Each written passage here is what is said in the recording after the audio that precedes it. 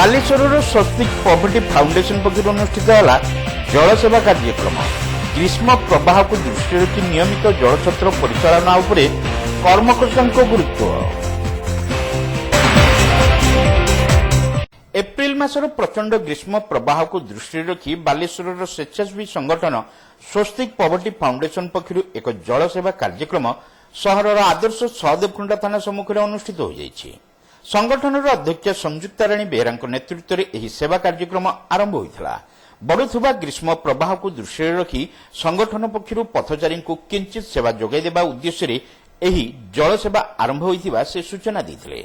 ବାଲେଶ୍ୱର ସହରର ବ୍ୟସ୍ତବହୁଳ ଫାଣ୍ଡିଛକ ଦେଇ କଚେରୀକୁ ଯାଉଥିବା ଶତାଧିକ ପଥଚାରୀଙ୍କ ଶୋଷ ମେଣ୍ଟାଇବାରେ ଏହା ବେଶ୍ ସହାୟକ ହୋଇପାରିବ ବୋଲି ସେ ଆଶା ପ୍ରକାଶ କରିଥିଲେ। ସହରର ବିଭିନ୍ନ ସ୍ଥାନରେ ବାଟୋଇମାନଙ୍କୁ ଅଂଶୁଘାତରୁ ରକ୍ଷା କରିବା ପାଇଁ ଅଧିକରୁ ଅଧିକ ଥଣ୍ଡା ପାନୀୟ ଜଳ ଯୋଗାଣ ବ୍ୟବସ୍ଥା ହେବା ଆବଶ୍ୟକ ବୋଲି ସୁଶ୍ରୀ ବେହେରା ମତ ଦେଇଥିଲେ। ଗ୍ରୀଷ୍ମର ପ୍ରଭାବ ବର୍ତ୍ତମାନ ବହୁତ ପ୍ରଚଣ୍ଡ, ଯାହାଫଳରେ କି ଲୋକମାନେ ରାସ୍ତାରେ ଯେଉଁ ଲୋକମାନେ ଚାଲିକି ଯାଉଛନ୍ତି ସେମାନେ ହନ୍ତସନ୍ତ ହୋଇପଡ଼ୁଛନ୍ତି। ଏହାକୁ ଆଖି ଆଗରେ ରଖିକି ଏସ୍ଆର୍ବି ସ୍ୱସ୍ତିକ ପଭର୍ଟି ଫାଉଣ୍ଡେସନର ସମସ୍ତ ମେମ୍ବର ମାନେ ଏସବୁ କାର୍ଯ୍ୟକ୍ରମ କରିବାକୁ ଆଗେଇ ଆସିଛନ୍ତି।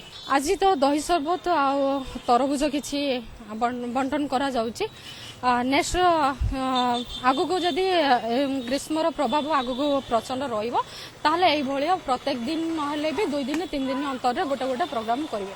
ଅଲଗା ସମସ୍ତ ସମାଜସେବୀ ହୁଅନ୍ତୁ ବା ଅଲଗା ଯେତିକି ଫାଉଣ୍ଡେସନ କରିଛନ୍ତି ସେମାନେ ସମସ୍ତଙ୍କୁ ମୁଁ ଏଇଆ ମେସେଜ ଦେବି, ଗ୍ରୀଷ୍ମର ପ୍ରଭାବରେ ଲୋକମାନେ ଏମିତି ହନ୍ତସନ୍ତ ହେଉଛନ୍ତି ଯାହାଫଳରେ କି କିଛି ଲୋକ ବି ବର୍ତ୍ତମାନ ଷ୍ଟେଜରେ ହସ୍ପିଟାଲରେ ବି ପଡୁଛନ୍ତି, ସନଷ୍ଟ୍ରୋକ ହେଇଯାଉଛି। ତ ତାଙ୍କୁ କିଛି ନହେଲେ ବି ମଝି ମଝି ଜାଗା ଦେଖିକି କିଛି ନହେଲେ ବି ଖାଲି ଜଳଛତ୍ରଟେ କଲେ ବି ଚଳିବ, ଆଉ ଲୋକମାନେ କିଛି ନା ଆଶ୍ୱସ୍ତି ପାଇବେ।